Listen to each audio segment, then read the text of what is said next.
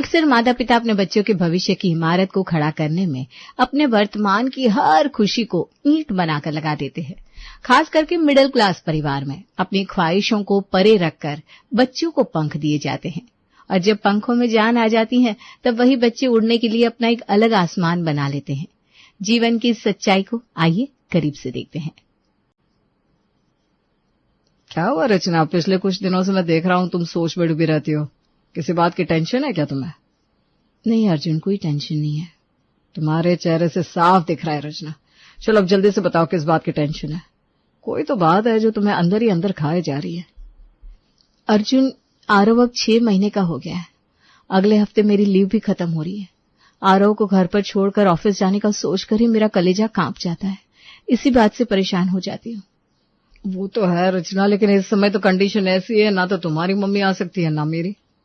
हाँ, और मेड के सहारे मैं अपने छोटे से बच्चे को छोड़ना नहीं चाहती। अर्जुन, मैंने जॉब छोड़ने का फैसला कर लिया है। ये बहुत बड़ा फैसला है रचना। तुमने यहां तक पहुंचने में काफी मेहनत की है। ये अचानक जॉब छोड़ दोगी तो जानती हो ना, प्राइवेट सेक्टर में एक बार लंबा गैप आ जाए तो दोबारा वापसी मुश्किल हो जाती है। जानती हूँ अर्जुन कि मेरा करियर हमेशा के लिए पीछे छूट जाएगा, लेकिन अभी मैं सिर्फ आरव पर फोकस करना चाहती हूँ, उसकी परवरिश पर ध्यान देना चाहती हूँ। तुम्हारी मर्जी रचना, लेकिन एक बार और अच्छे से सोच लो, उसके बाद ही कोई डिसीजन लेना। ऐसा ना हो कि बाद में तुम्हें अपने फैसले पर अफसोस हो। मैंने अच्छे से सोच लिया अर्जुन। आरव मेरी फर्स्ट प्रायोरिटी है। मैं कल ही रिजाइन कर दूंगी। रचना और अर्जुन दोनों ही प्राइवेट कंपनीज में अच्छी पोस्ट पर काम करते हैं। 6 महीने पहले उनकी जिंदगी में आरव आता है और रचना की दुनिया सिर्फ और सिर्फ आरव के इर्द गिर्द सिमट कर रह जाती है। वो एक भी पल के लिए उसे अकेला नहीं छोड़ना चाहती थी और इसीलिए वो अपनी जॉब भी छोड़ देती है। अर्जुन, रिजाइन करके मुझे ऐसा लग रहा है मानो दिल से कोई बहुत बड़ा बोझ उतर गया है। अब मैं पूरा वक्त आरव को दे सकती हूँ। हाँ, लेकिन अब हमें अपने खर्चों पर लगाम लगानी पड़ेगी। तुम्हारी सैलरी बंद हो जाएगी तो इन्वेस्टमेंट भी थोड़े कम करने पड़ेंगे। हाँ अर्जुन, लेकिन फिक्र मत करो, हम खर्चे कम कर लेंगे, क्योंकि अभी तो हमारे बच्चे को अच्छी परवरिश देना ही हमारा सबसे बड़ा इन्वेस्टमेंट है। दिन बीतते हैं। रचना और अर्जुन की जिंदगी में चारवी भी आ जाती है। रचना तो जैसे अपने और अपने करियर के बारे में भूल ही जाती है। आरव अब 5 साल का हो गया था और चारवी 3 साल की। एक दिन, अर्जुन, ये एमजे इंटरनेशनल स्कूल का प्रोस्पेक्टस, एडमिशन फॉर्म और फीस का ब्रोशर है। स्कूल बहुत अच्छा है, हमारे बच्चों की तो जिंदगी सवर जाएगी वहां। रचना, इस स्कूल की फीस तो काफी ज्यादा है। बड़ा ही महंगा स्कूल है ये तो। फीस ज्यादा है तो क्या हुआ आरव, यहाँ बच्चों को सुविधाएं भी तो ज्यादा मिलती है ना। फिर स्विमिंग, स्केटिंग, फुटबॉल, कंप्यूटर और न जाने कितनी सारी अच्छी अच्छी चीजें सिखाई जाती है यहाँ। हमारे दोनों बच्चे चमक जाएंगे। वो सब ठीक है रचना, लेकिन अभी इतनी छोटी कक्षा के हिसाब से तो फीस बहुत ज्यादा है। फिर किताबें, कॉपियां, बस की फीस और 4 तरह की यूनिफॉर्म का खर्चा अलग। छोटी कक्षा से ही तो भविष्य की नींव बनती है ना अर्जुन, और अभी से नींव मजबूत रहेगी तो ही तो उनका भविष्य उज्जवल होगा। इसके लिए थोड़ा ज्यादा पैसा खर्च करने में क्या हर्ज है। लेकिन रचना, स्कूल की फीस और बाकी खर्चों से तो हमारा सारा हिसाब गड़बड़ा जाएगा। बचत और निवेश पर भी काफी असर पड़ेगा। हम अपने खर्चों में कटौती कर लेंगे अर्जुन, प्रॉमिस कि तुम्हें कोई परेशानी नहीं होगी। अब तक भी हम ऐसा ही करते आए हैं, आगे भी कर लेंगे। प्लीज मेरी बात मान लो। ठीक है बाबा, कब जाना है स्कूल बता देना। रचना के मनाने पर अर्जुन मान तो जाता है, लेकिन स्कूल की फीस को लेकर वो अभी भी अपने आप को समझाने में असफल था। अगले ही दिन दोनों चारवी और आरव को लेकर उस महंगे इंटरनेशनल स्कूल में एडमिशन करवाने के लिए आते हैं। कितना बड़ा स्कूल है ना अर्जुन, आरव और चारवी की तो जिंदगी बन जाएगी यहाँ। कितना कुछ सीख जाएंगे हमारे बच्चे। सही है रचना, लेकिन और भी तो कई प्राइवेट स्कूल है जो अच्छे भी है, उनकी फीस भी कम है। तो फिर से फीस की बात करने लगे अर्जुन। मैंने कहा ना हम अपने खर्चे कम कर देंगे, फिर क्यों इतना सोच रहे हो तुम। आज हम हाथ रोक कर खर्च करेंगे तो ही तो कल हमारे बच्चे हाथ खोलकर जिएंगे। आरव और चारवी का बड़ी स्कूल में एडमिशन हो जाता है और एडमिशन फॉर्म, फर्स्ट टर्म और बस की फीस, यूनिफॉर्म, कॉपी, किताबें खरीदने में एक मोटी रकम निकल जाती है। स्कूल के पहले दिन अपने दोनों बच्चों को तैयार करके रचना का चेहरा खुशी से खिल जाता है। कितने प्यारे लग रहे हैं मेरे दोनों बच्चे। आज से इनकी जिंदगी की नई शुरुआत हो रही है। तो मैं बता नहीं सकती मैं कितनी खुश हूं आज। तुम तो ऐसे खुश हो रही हो रचना जैसे ये स्कूल में पढ़ने नहीं बल्कि किसी बड़ी कंपनी में जॉब के लिए जा रहे हैं। ये वहीं तक पहुंचने की पहली सीढ़ी है आरव। अब देखना, हमारे बच्चे कभी पीछे मुड़कर नहीं देखेंगे, हमेशा आगे बढ़ते जाएंगे और हमारा नाम रोशन करेंगे। रचना अब खूब हाथ रोक रोक कर खर्चे करने लग जाती है।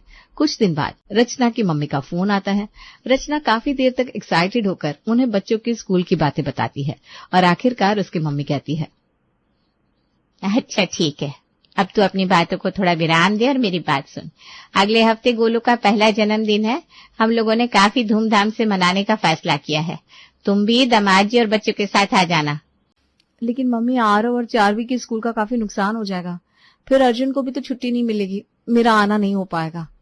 अरे बेटा, अभी कौन सी डॉक्टरी की पढ़ाई कर रहे, दोनों की पढ़ाई का नुकसान हो जाएगा। तुम तो गोलू के होने पर भी नहीं आई थी। बुआ हो भाई, सब आएंगे और तुम लोग नहीं आओगे, अच्छा लगेगा क्या? ठीक है मम्मी, मैं सोचकर बताती हूँ आपको। रचना की बातें अर्जुन सुन लेता है और रचना से कहता है, इतना प्यार से बुला रहा है तो चली जाओ ना बच्चों को लेकर। 3-4 दिन में पढ़ाई पर क्या ही फर्क पड़ेगा।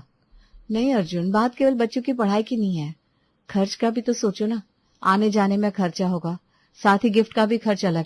अरे तो क्या हो गया, इतना क्यों सोच रही हो तुम? ये कोई बहुत बड़ा खर्च है क्या कि हम नहीं उठा सकते? अगले महीने छोटे भाई के बेटे का मुंडन है। अभी बर्थडे पर नहीं गए तो चल जाएगा, लेकिन तब तो हमें कंपलसरी जाना ही पड़ेगा। बेवजह 2-2 बार खर्चा हो जाएगा, फिर बच्चों की पढ़ाई पर भी असर पड़ेगा।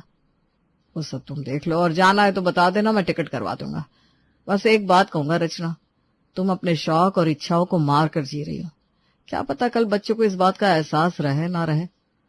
रचना बर्थडे पर जाना टाल देती है। इसी तरह छोटी छोटी बातों में कटौतियां करके रचना पैसा बचाने की जुगत में लगी रहती थी, ताकि बच्चों की डिमांड पूरी हो सके और अर्जुन पर भी बोझ ना पड़े। 4 साल बाद। क्या बात है, आज बड़ी खुश लग रही हो। अर्जुन, हमारी 10th क्लास का स्कूल रीयूनियन हो रहा है। मैं तो इतनी एक्साइटेड हूँ, क्या बताऊं। कितने सालों के बाद हम सब सहेलियां मिलने वाली है, सारी पुरानी बातें निकलेंगी, कितना मजा आएगा। लेकिन क्या रचना, अब खर्च का सोचकर टेंशन में मत आ जाना। ऐसे मौके बार बार नहीं आते, तुम्हें जरूर जाना चाहिए। हाँ, लेकिन रीयूनियन दिल्ली में है, सारी सहेलियां भी वहीं आसपास रहती है, तो सबकी सुविधाओं के हिसाब से वही जगह डिसाइड की है। अरे कोई बात नहीं, तुम डेट बता दो, मैं अभी तुम्हारा फ्लाइट का टिकट बुक कर देता हूँ। ट्रेन में तो मिलना मुश्किल है, और तुम अच्छे कुछ ड्रेसेस भी खरीद लेना। थैंक यू अर्जुन, 1-2 अच्छी ड्रेसेस तो लेनी पड़ेगी मुझे। सोच रही हूँ कई दिनों से पार्लर भी नहीं गई, तब जा रही हूँ तो अच्छे से ही जाऊंगी। अरे बिल्कुल, मैं कल ही तुम्हें 10,000 रुपए दे दूंगा, तुम कुछ जरूरी शॉपिंग भी कर लेना अपने लिए। सारी बातें तय हो जाती है और रचना की खुशी का ठिकाना नहीं रहता। लेकिन उसी दिन दोपहर को आरव और चारवी स्कूल से आकर ऐसी न्यूज देते हैं कि उसके जाने का प्रोग्राम कैंसिल हो जाता है। मम्मा, आपको पता है हमारे स्कूल में कोडिंग और रोबोटिक्स की वर्कशॉप हो रहा है। टीचर ने कहा हमें खूब अच्छी तरह सब चीजें सिखाएंगे और सर्टिफिकेट भी मिलेगा हमें। और हमारी क्लास के लिए साइंस वर्कशॉप है, हमें भी खूब अच्छी अच्छी चीजें बताएंगे, टेलीस्कोप से स्टार्स भी दिखाएंगे। टीचर ने डायरी में सब लिखा है।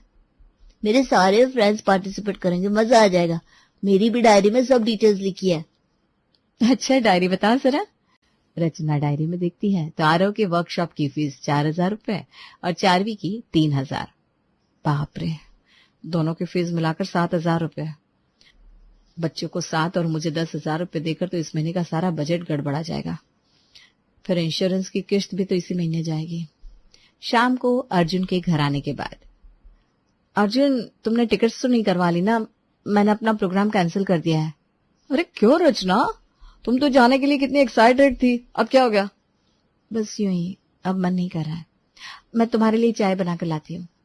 तभी आरव और चारवी वहां आते हैं और अर्जुन को स्कूल की डायरी दिखाते हुए खुश होकर वर्कशॉप के बारे में बताते हैं। उन्हें अपने कमरे में भेजकर अर्जुन रचना से कहता है, तो ये है असली वजह। तुम बिल्कुल पागल हो रचना, इसके लिए तुम रीयूनियन में जाना कैंसिल कर रही हो? अरे ये सब बस स्कूल वालों के चोचले है। इतने छोटे बच्चों को कोडिंग और रोबोटिक्स में क्या सिखाएंगे? ये सब वर्कशॉप बच्चों के मानसिक विकास के लिए होते हैं अर्जुन। बच्चों की सोचने समझने की क्षमता बढ़ती है। और फिर तुम ये भी तो देखो कितने एक्साइटेड है दोनों। उनकी खुशी के आगे कुछ भी नहीं है अर्जुन। ठीक है, तुम्हें त्याग की देवी बनने का शौक है तो मैं भी क्या कर सकता हूँ।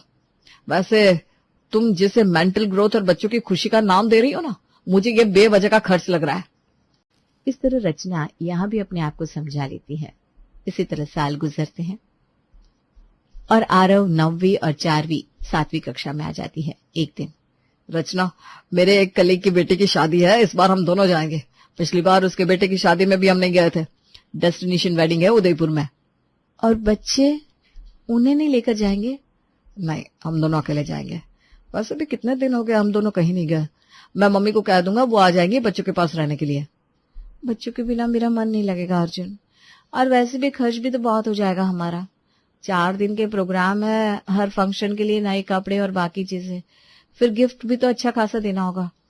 वो तो है, अब इतनी बड़ी शादी में जा रहे हैं तो अच्छा खर्चा भी करना ही होगा। और बच्चों का इतना मत सोचो, बड़े हो गए अब वो।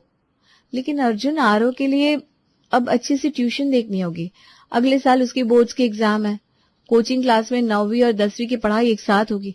2 साल की फीस भी तो भरनी है हमें। अब ये क्या नया नाटक है? 10वीं की पढ़ाई के लिए अभी से ट्यूशन की क्या जरूरत है? 10वीं कक्षा में पहुंचेगा तब सोचेंगे। तुम्हें तो आजकल के जमाने की कोई खबर ही नहीं है अर्जुन। अरे जब बच्चा 10th क्लास में आता है ना, तो माँ बाप की रातों की नींद उड़ जाती है। मैं तो फिर भी कोचिंग की बात कर रही हूँ। तुम प्लीज शादी में अकेले चले जाओ। ठीक है, तो फिर मैं भी अकेले जाकर क्या करूंगा? छोड़, तुम बेवजह अपनी जिंदगी बेरंग करने पर तुली हो रचना। रचना यहाँ भी बच्चों को ध्यान में रखते हुए शादी में जाना कैंसिल कर देती है। समय बीतता है, दोनों बच्चे अब कॉलेज में आ जाते हैं। एक दिन चारवी देर से फोन पर बात कर रही थी। फोन रखने के बाद रचना उससे पूछती है, चारवी किससे इतनी देर से बात कर रही थी बेटा? पढ़ना नहीं है क्या तुझे? आजकल जब देखो तब फोन पर लगी रहती है। मम्मी, मैं वो प्रीशा से बात कर रही थी। 2 घंटे से ऐसी क्या बातें चल रही थी भाई? मम्मी, अब हर बात का जवाब देना पड़ेगा क्या मुझे? अब हम सैल्यू की बातें जानकर आप क्या करोगी? आप स्मिता आंटी से बात करती है तो मैं पूछती हूँ क्या आपसे? पहले तो हर छोटी छोटी बात बताती थी मुझे, अब तो पूछने पर भी कुछ नहीं बताती। मम्मी, तब मैं बच्ची थी, अब मैं बड़ी हो गई हूँ।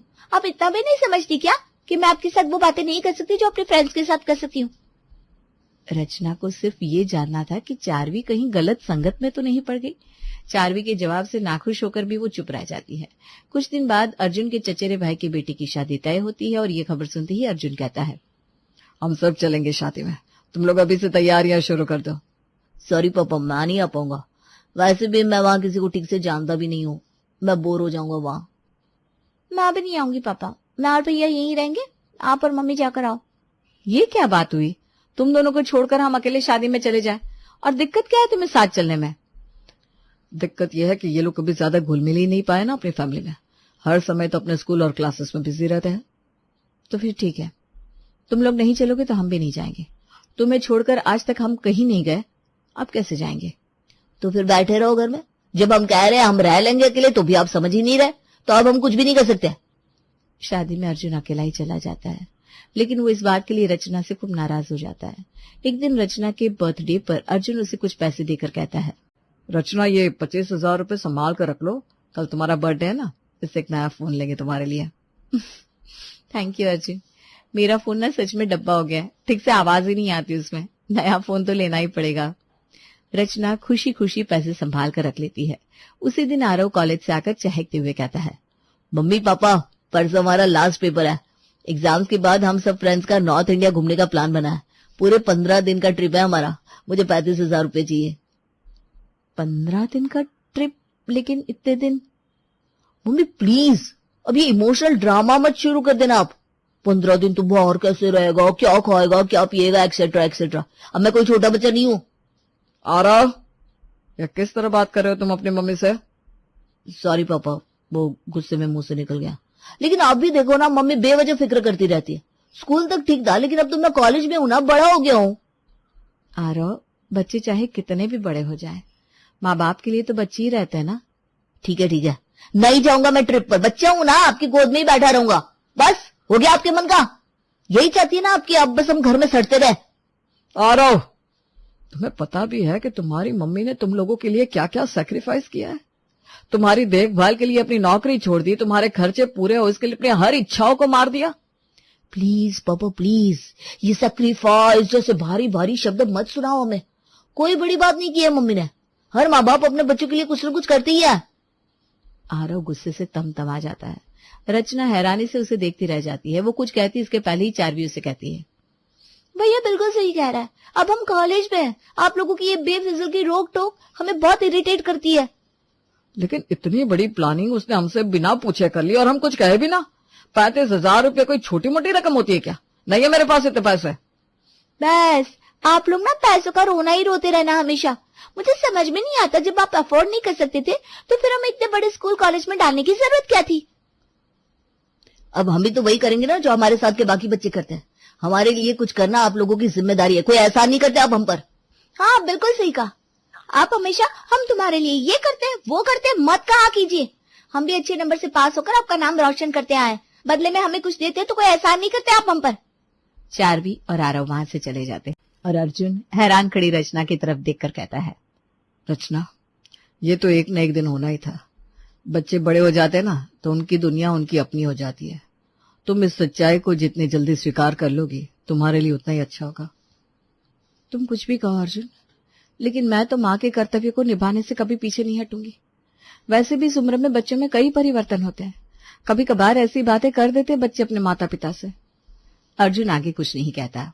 अगले दिन रचना का बर्थडे था, लेकिन रचना के लाख समझाने के बावजूद आरव पूरे समय मुंह फुलाकर रहता है।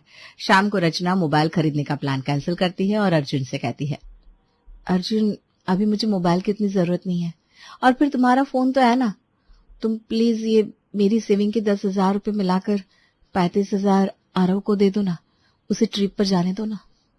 कितना कुछ कह दिया बच्चों ने।